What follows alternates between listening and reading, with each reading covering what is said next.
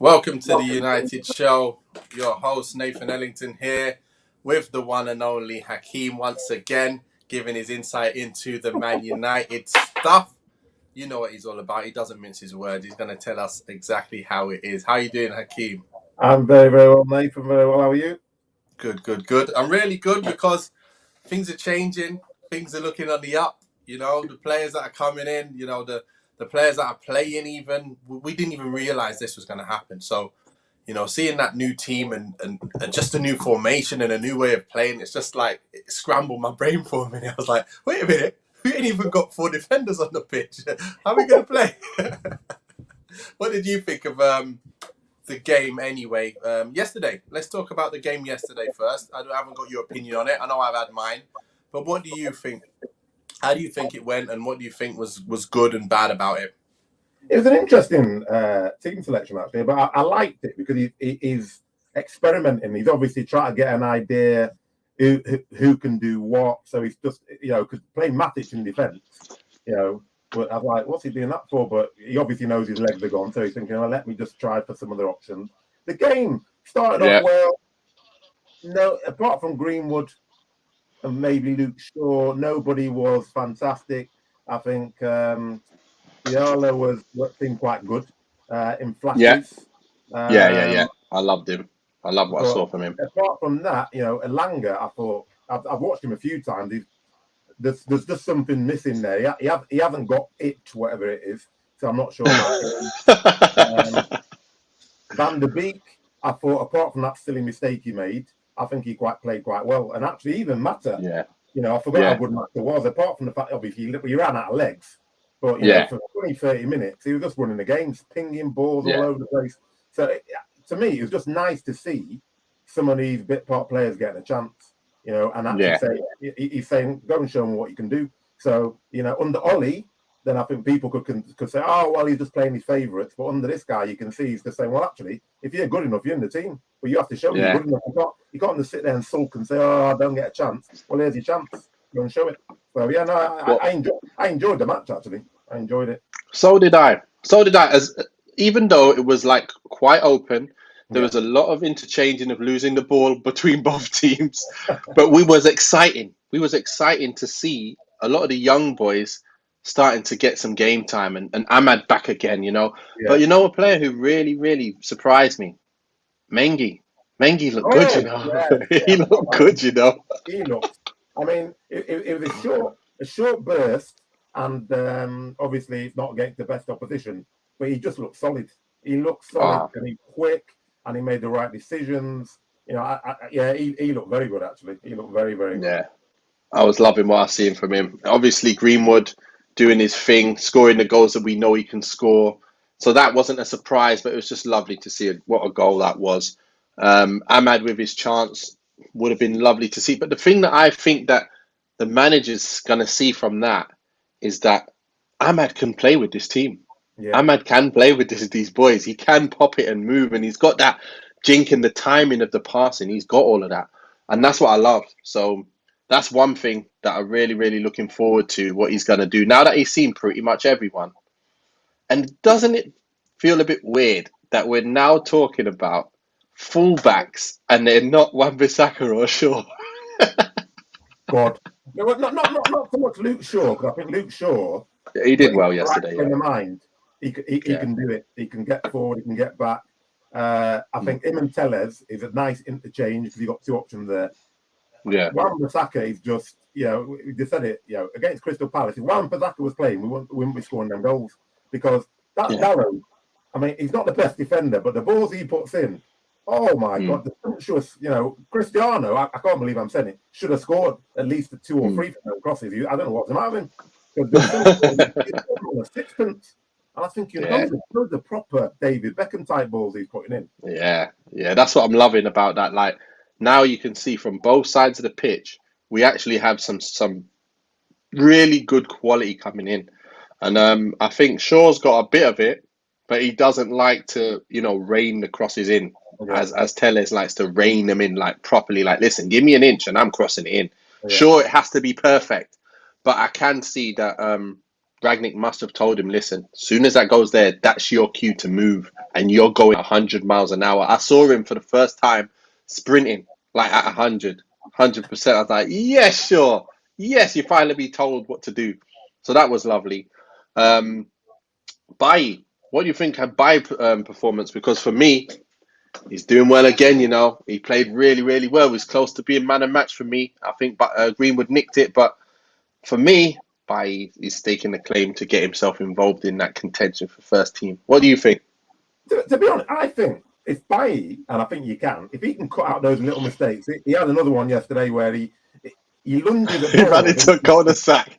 You're thinking, and if he can take that little thing out of him, which you can develop, because he's obviously rusty, he's solid. Because when he plays, no one gets down the sides because he's too quick. Yes, and he makes challenges, and he makes last-ditch challenges. So when he's playing, I don't feel as nervous. I feel nervous he might score an own goal or get sent off. but those are the things I think you can train them out quite easily. Whereas with Lindelof and Maguire, you can't train pace. And they get turned inside out, left, right, and centre. Any top quality, something like an Mbappe, them two are getting ripped to shreds. Whereas I think people see Bailly and think, I can't do that. So you have to start thinking as a striker, what am I going to do? Because I can't just burn him for pace. I can't turn him. Mourinho. There's lots of things you can say about Mourinho, but he generally buys decent players, and he must have seen something in Bailly when he bought it. And I really rate Bailly. I think he's very unfortunate not to get in ahead of Lindelof, because Lindelof, to be fair, he's been playing well the last few games, but every time I watch Lindelof, I always get nervous. I still get nervous. Yeah, but you know what changed in the league game against Palace was we were so far pushed up and so much pressure on the team that they didn't even get to that phase of play where they could even hurt our defense. So it really didn't mean a lot. Obviously, when you do come up against a better team, I was thinking, right, we did start off like that. We worked hard. But if we were playing a better team, they would have cut us open and scored and done well. Probably beaten us. But we would have seen a difference in the gameplay, and we would have been seeing some positivity there. So that's something to look at. So maybe it's not going to be too much of a problem when you cut off the space, and hopefully you're just smashing them before they get the ball. They're no chance to run behind. But again, it just means that we have to make sure that doesn't happen. Whereas if you've got someone like Varane and Bailly in, or even Mengi, them boys have just got the pace to just deal with anything. So even if you're tight, great. But then even if they try and get behind, we can recover. That's what I want to see from my team. The same way I see week in, week out, that Kyle Walker, mate, he's just everywhere, chasing everyone down. And even when Rashford's through, he's catching Rashford often. Like in the games when, how many times he's through and then all you see is Kyle come from nowhere and sting the ball. It's like, bloody hell, you again. Again.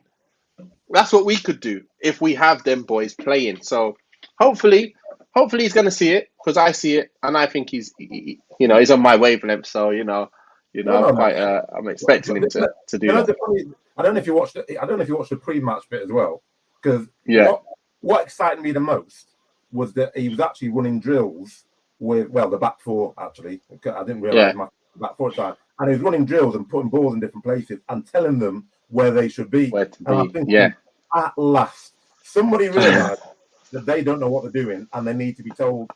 And they're running drills. And I think, that's what you need to do, because people seem to think, he's a professional footballer, so he should just know where he needs to be. Well, you're playing with different players, different challenges. That's what a coach is there for, to say, actually, you can improve here. So just working with that back four, and it's not even our proper back four, I was thinking, you can see, if he's doing that at the beginning of the match, it's something he's worked on in training, and he wants to make sure that they've got it. So you can see already he's trying different things. And even the way we're playing, the fact he just thought, I don't need a defensive mid against young boys. That's what I want to do. Even if they won, because what brought it to fall for me, we lost with our first string team against young boys, and then we got a draw with this third, fourth string team yesterday. Purely about tactics and the way we played. Nothing to do with the quality. And we could have won. From the chance, we had the better chances. They had more possession overall going on as the legs got tired. We were still the better team earlier on in the game, that's for sure. So for him, that's just tactics with a much less, let's say, less talented squad. Or maybe not less talented. I think the players are really talented, less experienced, and not first choice. So you're right. You're totally right there. And you know what else I really, really loved? Is listening to him after a game. I can't get enough of it. Listening to someone who understands football and he's talking science. Oh my goodness me. He's breaking down the game, yeah? And when you listen to Ollie, it was just like, we lost the game, boys should have done better. We'll work hard next time. And it's like, yeah, but that's nothing. We got to do better. That's not, everyone can say that.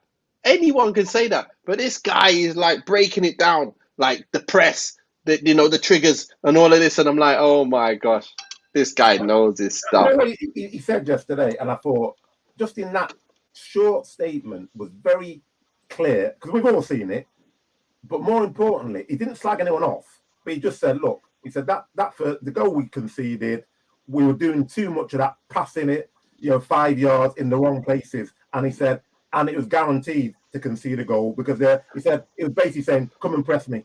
And I thought, yes, exactly. Because what's he saying? You said that to Van der Beek. You know Van der Beek's not going to do it again. He's not slagging him off. He just said, this is not what you should be doing. End the story. Yeah. That's it, move on. But he can see it. Whereas Ollie, and not even Mourinho would have just been slagging off Van der Beek and then dropped him for that 10 games. Exactly. And made him feel bad about himself. Yeah. It's just analysing what's happened and saying, right, this is what's wrong. This is what we need to fix. That's what I want to hear. Yeah. Exactly. It's amazing. But just before we carry on, guys, make sure you get your comments in. We will be talking about every single comment that comes in. We will obviously listen and reply to everything that happens. Anything you got to say about United, we're here. Good or bad, no problem. We're going to talk about it. Okay? Right. So looking at it, you've got, I know it's a bit early, but first of all, did the young boys game teach us anything? Is there anything you came from that game and thought, that taught us that? Is there anything there? I think, for me, it taught me that we got some good young talent, definitely. Yeah. Because they came on, and as I said, apart from Elanga, who...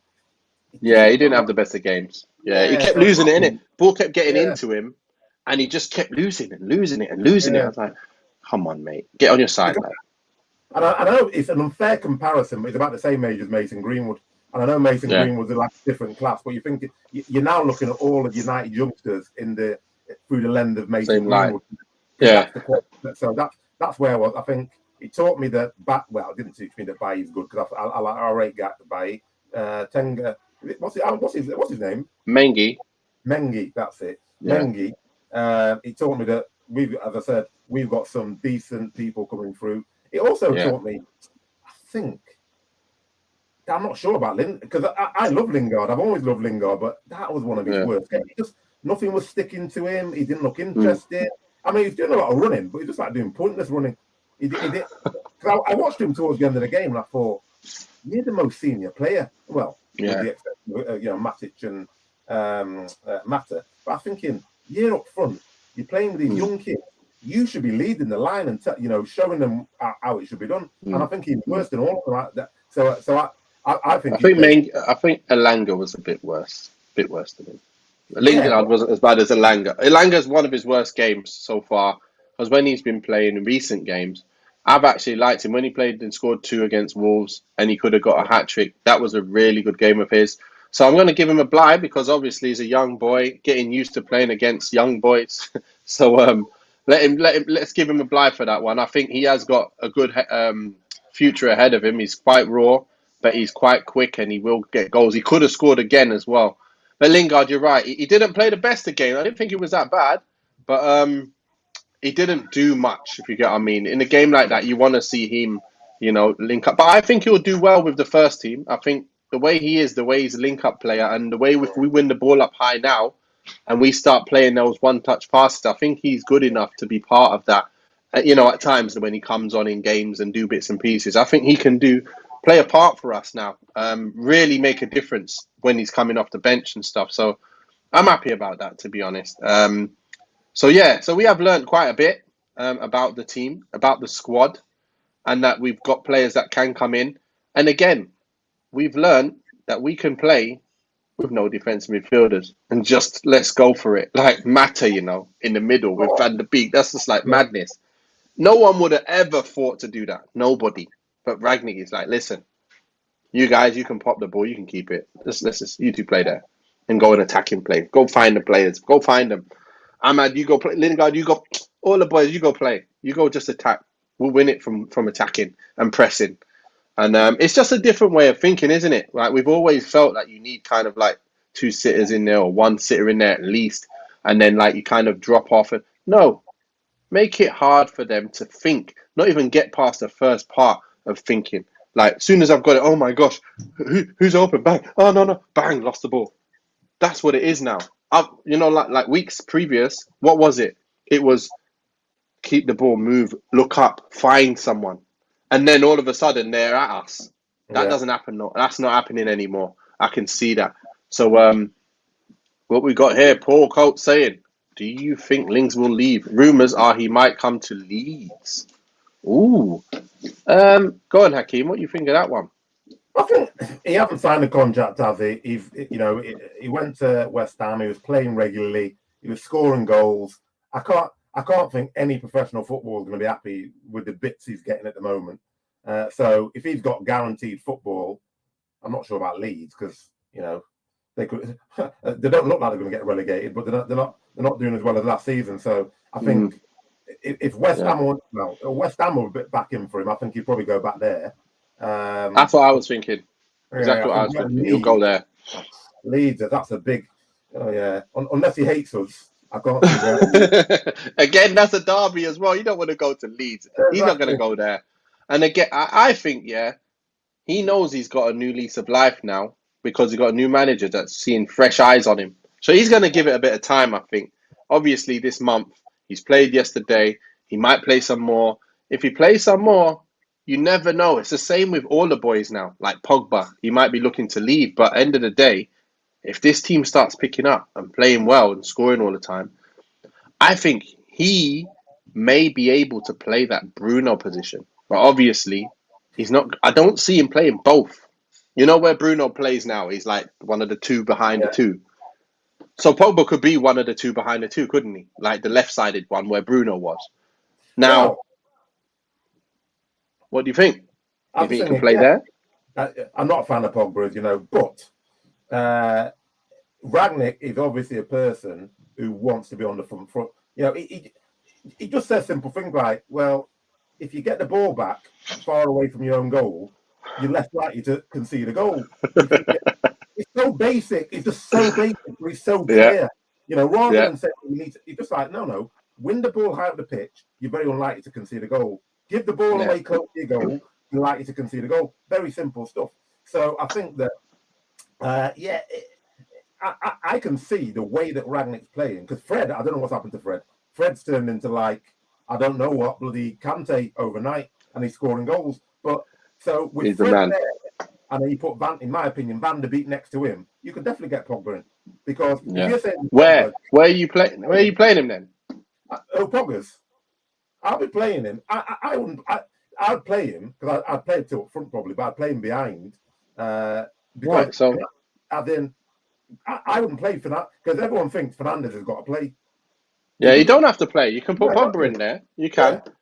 Yeah. I think you could do that, and I think we wouldn't lose the ball as much. I think Bruno does give the ball away a lot. Like not with like trying things, with trying to keep it. Like I'm noticing when he's trying to keep it, he's losing it quite a bit. So I want him to get better with that, and I think Pogba will be more better with that side. But I do think that Bruno has more energy, obviously, to shut down. So it's two things there. But I think they should be able to interchange between the two of them. One plays, the other one comes out, the other one comes in. Exactly. And then whoever's playing the best plays. I think that would be great. And then up front, you've obviously got Rashford, who's not playing well at the moment. So really, does Greenwood, is he looking like he should be playing up front with Ronaldo at the moment? Looking at the last results, do you think Norwich game, he's going to be like, listen, Greenwood's on it, mate. Rashford, you're not really on it. Bang, you're getting in. Is he going to make the decisions off these last two games, or is he going to continue with the team that started because they've won? That's Clean what I'm sheet. really interested to see, to be honest, because that'll tell us a lot about him. The team he picks on this weekend would tell us a lot about it. Because if he just picks an Ollie team, you're like, all right, so he's experimenting, but he's going safe. But I would really like. I've got nothing against Rashford. Rashford's a quality player on his day, Yeah, but he's not in a good form, and you need to pick players in form. After that goal that Greenwood scored, you can't not admit, because that, I don't care who you're playing against. yeah. The only other person I think is going to score that goal is Ronaldo.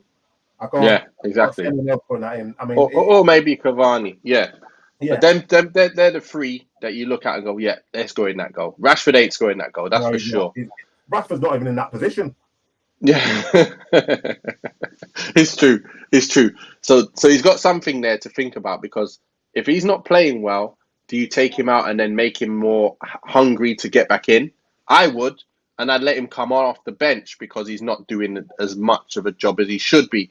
Because he's not been playing well for a while, to be fair.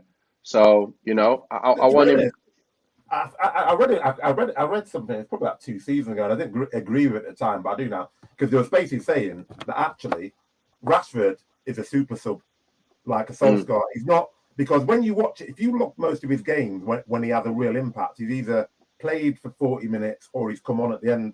When people are tired, he can get at them. But I don't know whether he's lost confidence, because which game? It was against Chelsea, and he went past. Who was it? I can't remember. Left the ball behind again. Yeah, Is that what you're talking about? Yeah. And then there was another time he went past, and I'm thinking, he's done him, and he just slowed up. And then Yeah. That's what he go. does a lot. Thinking, He needs. That's what I mean. It's a bit annoying with that at the moment. It's like when he's on it, all that comes and it's just tap, tap, bang, goal. And then when he's not on it, it's like he just fumbles a lot of stuff and like slows himself down or gets past someone and then he allows him to come back. And I just want to see him back on his game, playing his stuff, because if everyone's on their game, this Man United team is going to be very, very scary. And I can't wait for the day when I see Rashford on it, Cristiano on it, Sancho on it, Bruno on it, or Pogba on it, or Van der Beek behind on it. And then we see that back four. I just cannot wait to see us at our full strength. And I know my full strength is going to be something like Rangnick's full strength, I've just got this feeling that it's going to be similar. I got a feeling. But anyway, moving on. Right, so Fred's done a great job. McTominay's done a great job. But who is your midfield two in this 4-2-2-2-2-2-2 formation? Fred Van der Beek, simple. Because McTominay's got a lot of energy, but out of all the players I've ever seen, he makes one of the most stupid challenges I've ever seen, and then pretends he hasn't done anything.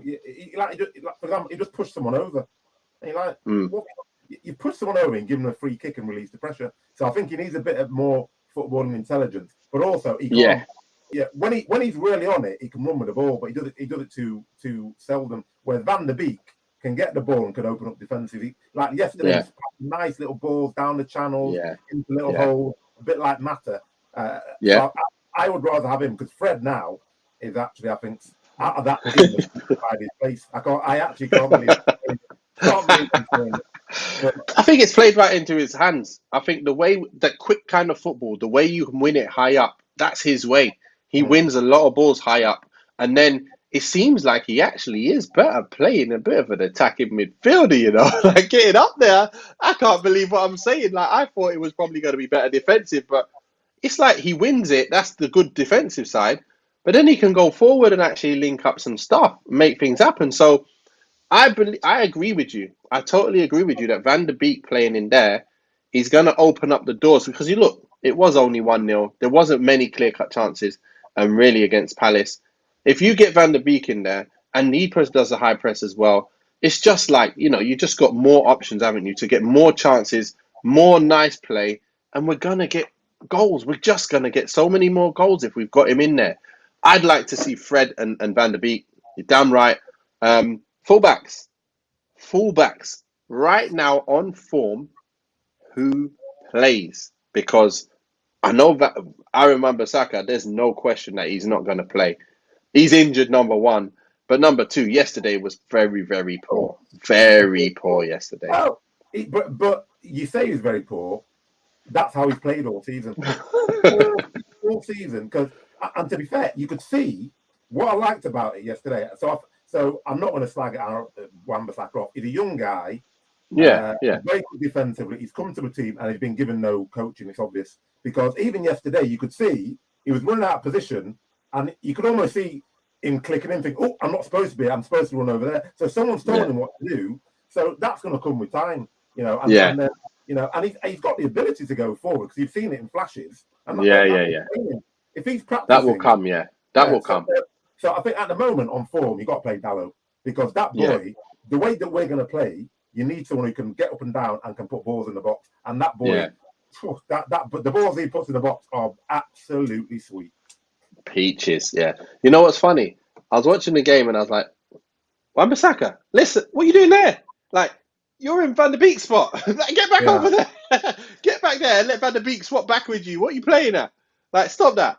So, but one thing I think Shaw did really, really well, and he's given the manager a little bit of a headache there because Shaw is the first choice defender, and he's come back in and he's been quite good. He did do pretty well. He started making runs in behind. He's made an assist. Manager said it as well in the post-match. He said Luke Shaw did really, really well with that ball. So again, I think there's two options there. That's something he's got to think about.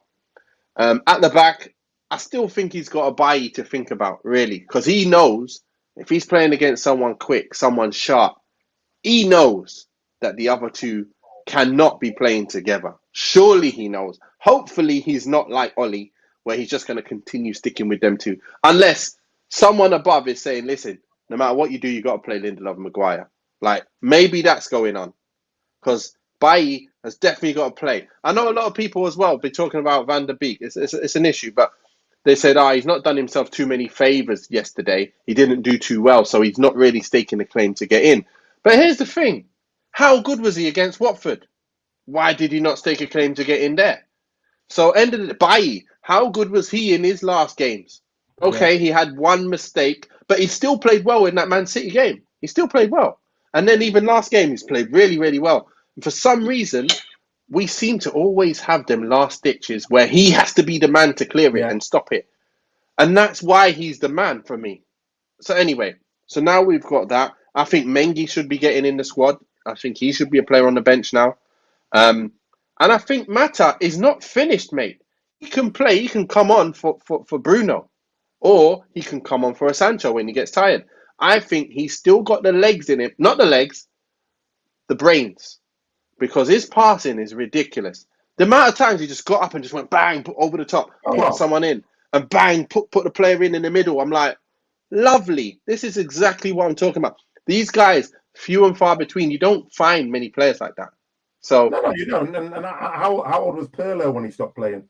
The thing is, you're not going to get. This is what I never understand. Matic the same. You're not going to get 90 minutes out of these guys. So you're thinking, right, I want to start with these guys. If it's going well, leave them on for a bit, but then give people like Matic 15, 20 minutes then. Because when you do what you're not playing them at all. Then when you play the game, I'm rusty. What do you want me to do? Whereas if I'm playing every game, but I'm just playing 20 minutes, I'm keeping my fitness, I'm keeping my sharpness. When you bring them on, Mata, I mean, yesterday, until about probably about 60 minutes, Mata was just running the game, pinging it all over the place. Lovely. Yeah, he was. He was. And then so just the annoying thing was the amount of times that they misplaced the pass to him. So a lot of times when they should have found him and they're missing him, and I'm like, what's going on? How come they're missing? But I'll give them all a bly. First time they've all played together. First time Matt has been in that middle with Van der Beek and that kind of stuff. So to be honest, it was refreshing to see. Ralf Rangnick, you're just making us, you're making us drool at the minute, even though it wasn't even the best of games. It's just lovely to see the changes of everything. So I'm really, really happy. I'm really just excited to see what's to come next, because you never know. He could change up the formation. He could play something else. He could do something else. But end of the day, his mind is at work 24 hours a day. And we're seeing what's in his mind. That's even better. But anyway, does anything make a difference with the back room still being the same? Now I understand what you mean. We've got a few of the back room. Only Carrick's left. The others are still there. He has brought in one of the whatever it's called. What are they called now? He's brought in one of the people for your, Oh, what are they called? psychotherapist. Psychologist, yeah? Psychologist. And he's going to bring in another coach as well coming soon. But yeah, so with them boys still there, do you think he's going to keep using them? Or do you think when he gets his chance, he's going to ship them out? I think he's an intelligent guy, isn't he? So I think he's going to bring his own guys in because most coaches, most managers do. They always bring their own the whole team in because they know them, they trust them. But I don't think he's going to just throw everything out. I think you can see the way he's using Darren Fletcher. He's using that. Yeah. I can't remember the guy's name. The other Muppet. He's McKenna. That's it. Kieran McKenna. McKenna. So I think he's using them to sort of like drain the brains to make sure I get all the Man United DNA and I keep a bit continuity. And I think if they do a good job, he'll probably keep them. But that's what I was thinking. If they don't do a good job, he'll say, right, you're not up for the job. I think he wants to start winning, and I think he's realised. Look at the players I've got. He's thinking, I've built clubs with nothing, and now I've got the keys to the cabinet. He can't believe it. You can see his face. He's just thinking, "Oh my God, if I can get these guys." Because if you look at them individually, I've said it for ages. If you look at them individually, I still think they're better than Liverpool, and they're probably better than Chelsea. Probably not as good as City, because City just keep buying players. Yeah. But you look at that team, and you think, bloody hell, just a couple of little purchases with a celebrity, and we'll be up there with them, innit? And you might not even need because Fred. And I've actually reflected on Fred because Fred has always been my scapegoat. But when I look at Liverpool, Henderson's crap in my opinion.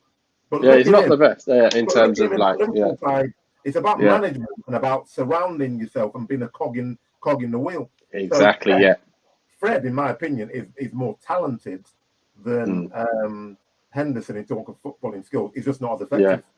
Yeah. He doesn't keep the ball as much either. He makes too many like unforced errors. That's one part of his game, but everything else, I really like it about him. We've got Pedro Martinez saying, "Do you think Ralf knows his best team, Nathan?" So that's my question. I think he knows a lot about his team now. He's picked them all in competitive games, pretty much all of them, most of them. I think he knows most of his team, but I think the jury's out on a few positions. I want him to figure out his strongest team. Like, I believe, right, it's Tellez and Shaw. It's a toss-up, kind of a toss-up, isn't it? Like, doesn't really matter. At the moment, it doesn't matter who you're going to play. So I think that's what he thinks. With the centre-back positions, he knows Varane's his first choice. Second, it's all about Maguire, Lindelof, and Bailly, and Mengi now. He's seen Mengi, and don't be surprised if Mengi comes in, because that's what we've heard that he can do. Bring a youngster in straight through and say, listen, you're playing, you're the best. Like, he could do that. So then he might be looking at it and going, okay, well, we've got...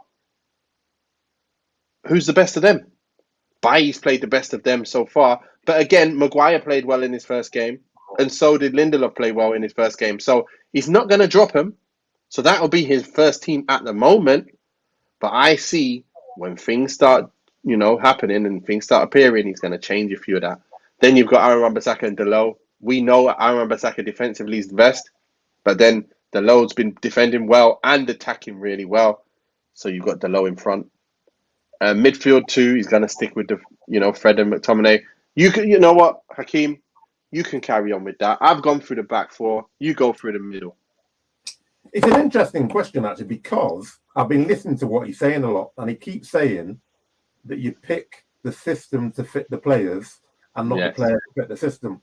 So that gives me the indication that obviously he's going to have an idea who his best players are, but he's not going to fix a team. I think he's one of those men that's going to have a core, but then flex it for the different types of teams. So if he's playing someone who's got a pacey striker like a Jamie Vardy, I think he'll definitely put someone like Bailly in, or Varane if Varane's fit.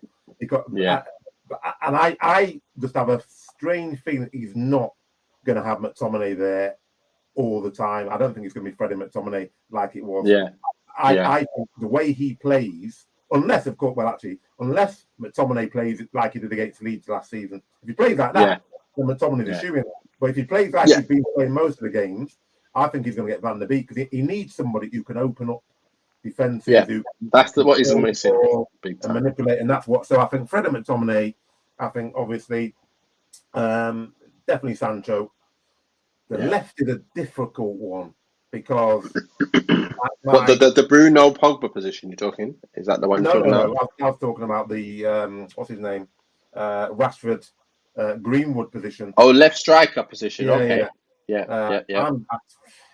Martial, Cavani, Rashford, Greenwood. I don't think Martial should be in that conversation, to be honest. Okay. I think he'll do well in that, to be fair. I think he will do well with this formation and this kind of pressing stuff, and he'll get the ball a lot earlier with time to just do bits now. So if he can get back to his old ways, I think he'll do all right. Because you're forced to press with this now. He ain't going to have none of it. You can't just run around now, jogging around. You'll be off in 10 minutes. He ain't going to allow that to happen, mate. I'm telling you. He will. I think he'll do well. Looks like Hakeem's frozen on me there. So I'm just going to have a look at this. Yeah. I'm loving life as a Man United fan. Hope is important to me. Connor says, you certainly need hope. Right. What are you saying? What are you saying to me about the top position then? What you thinking? Ronaldo's obviously there, isn't he? Yeah. And I think, to me, it'd be a toss-up between Cavani and Greenwood. And I'd actually probably start with Cavani because Cavani, he's got goals in him, he's got experience in him, and then you bring on Greenwood because he's rapid. So if you bring him on, like, last 30, 40 minutes in it, he's going to turn people inside out. Yeah. And then you've got to put Fernandes in there, but I think once Pogba's fit, I'd actually start Pogba a few games because Fernandes has had a few ropey games. He's given the ball away in very dangerous areas. You know, people have, you know, and but Fernandes has done some very, very silly things of late.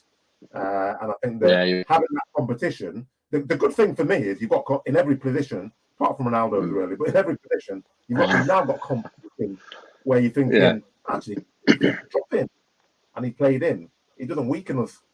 All of a sudden, you're starting to get a bit excited about actually, you know, I'm not going to talk about it's like the third year because it's not because we haven't got those sort of players, but you can now start getting people to really play because under Solskjaer, I kept saying about Wan-Bissaka, it didn't matter how bad Wan-Bissaka was, he was in the next game. So what's my motivation to I've made a mistake, who cares, I'm in next time. He makes a mistake, he's out.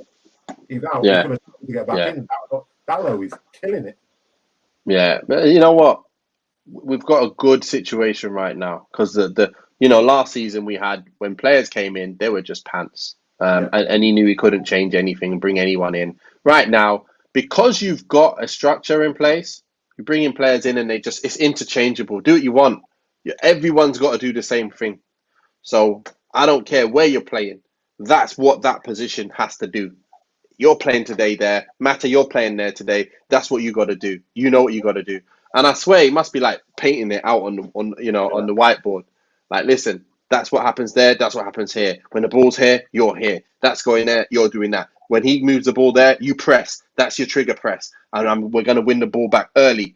And obviously, when you start getting tired, we're going to obviously get better game by game. We'll get more fit and be able to do it for longer periods of time.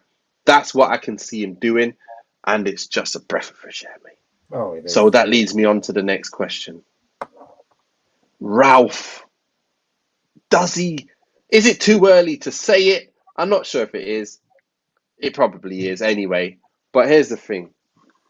Would you say you'd like to keep Ralf on for a season next season? Or would you look to take in Ten Hag or Poch? Like, one of them come in or keep on this guy for another year? Because it just looks like he's nailed on to be the manager for the next year for me. I don't know what you think, but it looks like it. It's a difficult one, isn't it? Because what Ollie's done well is he's brought in good players. You know, whatever people say about Ollie, if you look at the team now compared to when Mourinho had it or Van Gaal had it, you've got good quality players. All right, he hasn't quite sorted out the defensive mid conundrum, but we haven't got that many that much cover there, but he's got good players. And I think Rangnick is that next stage to actually bring the structure, the style of play. So it very much depends in, can he do what he needs to do in 6 months, move upstairs, and you bring someone else in? The reason why and I don't know, because he might be terrible. I doubt it, but he might be terrible. And then you're thinking, well, yeah, you move him out. But for me, it's that continuity. It's that he understands world football. He understands the way to play. He understands where the good players are coming from. He gives young people a chance. So you almost want to I want to see United be built up like that again before you change again. Because otherwise, it's like, oh, he's come in, he's done this good stuff, and now we've got someone else in who doesn't quite agree with what it is. And then do you start getting him arguing with the new manager? So I think if he's got that 2 years consultancy, and at the end of the season he's done a good job, and he's got us maybe a trophy or into the last stages of the Champions League, you're thinking, give him another season. What we got to lose, because he's all about structuring the clubs, and that's what United need, a structure from top to bottom, and he's the man to do it, in my opinion. 100% agree with that. Now, the one thing that I know is, if there is a Ten Hag or someone like that, hopefully, and if he is consulting them and saying, listen, I think Ten Hag should come in, that would be because he believes in that way of playing. He's not going to get someone in who doesn't believe in the way he's teaching them how to play, is it? So, to be honest, and we're hearing Van der Sar might be coming, with Ten Hag and all of that. You've seen the kind of rumours going on. So I think we will get the appointment right. Whether it's him staying on for another year or we get the right person at the end of the year, I think it will be a continuity of what we're seeing now. I think that's what's going to happen. I think he's going to go upstairs. I don't know what he'll do from upstairs. I don't know how much kind of word or how much say you have from up there in terms of the team and how they play and, what you got to do. Otherwise, what's the point? Why go upstairs and tell the manager everything to do? So you got to kind of trust that you have the interviews and they talk about, their philosophies and how they want to play and want to do all this heavy metal, what's it called? Rock and roll football and all of that. So let's get that. I think he's going to do the right thing. So either way, I think we're in the right hands, and we're moving now towards being up there with the Liverpools and Cities and Chelsea, who have just come up there now. I think we're moving in the right direction, and I'm loving it. I'm absolutely loving it. What does anyone else think in the comments? We've got a few things here, but I think you're saying, do you think you're going to beat Fab at FIFA? I don't know if you're talking about Fabio, but he's got Leveled Up Gaming, got Kieran there. Kieran at FIFA, I'll destroy Kieran at FIFA. I'll destroy anyone at FIFA. So that's my thing. I've been playing FIFA since my days of playing football. You know what I'm all about. Anyone wants some, you know where to find me. But last question of the day. What do we need long term to make this team a championship caliber team? What do we actually need? Like, we need to buy a player, not like bringing in player. Even if you're talking about someone who's not playing right now, they need to come in the squad, and then you also need to buy someone. What position? I know we said central defensive midfield. Does that mean Fred doesn't play? If that's the case, does it mean we need to get a better Fred, and then Fred is the guy that comes on for him? And then McTominay, what's the deal with McTominay? I don't know. What do you say? I think it's about the depth in that position. I think what we need, and we've never had one. I suppose Carrick was sort of, but you need a Roy Keane, because everyone talks. I mean, obviously, we're talking about back in the day there, but Roy Keane, the Brown Robs, and the Paulins. Everyone talks about, we need defensive mid, and then you got those guys were box to box. They did everything. Yeah. Steven Gerrard, the Frank Lampard. You need somebody who affects the game, who, when you're down and out, he just takes the game by the scruff of the neck and takes the ball, puts his foot on it, and sprays it about and gets other people playing. That's the sort of player we need, because we haven't got one of those. We've got Fred is the closest, but he's not. He's even Fred at his best. He's not in my opinion. He's not an elite level player. He's not going to get into a sticky side. So you need somebody. You need a De Bruyne type who is just picking the ball up, and going past about 5 players and laying someone off or scoring a goal. That's what we're really missing, I You think. know what? But De Bruyne, he fits into the Bruno Pogba kind of conversation in the positions. But I'm thinking more like, the Camavinga. When I saw Camavinga before he came, I was thinking that's exactly what we need. Someone that can get the ball and take people out of the game and then pop the ball to someone. Yeah. Like get on it and just, like they can pass the ball and keep it well. But then when the time comes, it can just spin and then see you later, I'm off. And then find someone like Yaya Toure used to do. Yes. Ridiculous. He just picked it up and he was gone. There's no catching him, no touching him. He was too strong, too fast, and he could score goals, mate. And set up goals and free kicks and everything. Ridiculous. Yeah. That's what I'm So talking about. there's not many of them out there, though. No, there isn't. But the problem is we haven't got anybody in the middle of the park who can go past the player. I can do that. We get the ball because if you can go past the player, I say it to my son all the time, if you go past the player, well, you've taken a player out of the game. He's out of the game. You've taken a player out of the game, so somebody has to be in space. And that's how you play around it. But we've got nobody, because Keane used to run past players. Scholes used to run past players. Ince used to do it. That's what, in my opinion, you're missing, because that's why we're always going, oh no, but you need someone who can play this fancy. Yeah, you do. They need to be able to play the ball, but as a footballer, I'm a Nigerian. You have to be able to dribble. You have to be. Yeah. I gotcha. Yeah. Yeah. I want to see someone drop a shoulder, take you past one player, maybe 2, but and Pogba can do it. But he does. He can. He does it. Yeah, he rarely does it now, because if he loses it in there as the deeper lying midfielder player, he'd be in trouble. But if he can do the Bruno position, I think he could win it and then do his bits. And if he loses it, he's got Fred and McTominay sitting behind, or Fred and Van der Beek sitting in behind to go and win it again. I think that's where you're going to see the best of Pogba.